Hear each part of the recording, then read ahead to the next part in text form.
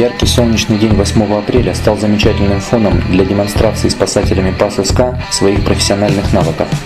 На Комсомольском пруду Краевого центра они развернули целый комплекс спасательных мероприятий с применением современного оборудования, находящегося на вооружении службы. В роли зрителей выступили студенты ставропольских вузов и отдыхающие в этот день на озере горожане.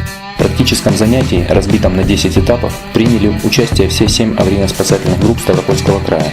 Каждая из них досталась своя задача, однако львиную долю учебного замысла осуществляли пасовцы из Ставрополя. Спасатели из Краевого центра продемонстрировали своим коллегам из Изобильного, Георгиевска, Дивного, Ессентуков, Невинномысска, Левокумского работу горной группы, показали возможности кинологического расчета, ликвидировали условный аварийный разлив нефти.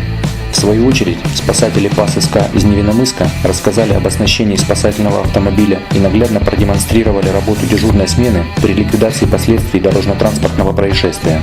Еще одной новинкой, которую показали спасатели ПАС-СК, стал куб жизни. Он предназначен для эвакуации людей из высоких зданий, а также при ЧС, когда другие средства спасения не могут быть применены. Люди в таких ситуациях прыгают из окон в огромный ярко-оранжевый надувной куб, где их встречают спасатели ПАС-СК, отслеживающие, чтобы устройство, надувающее куб, работало исправно. Свежую нотку в непрерывный цикл занятий внесла и работа спасателей ПАС-СК на акватории по оказанию помощи тонущим людям. Это стало не только завершающим этапом мастер-класса, но и одной из самых захватывающих его частей. Она началась с сигнала о помощи от уставших пловцов. Для эвакуации в ход был пущен самый скоростной транспорт – спасательный гидроцикл.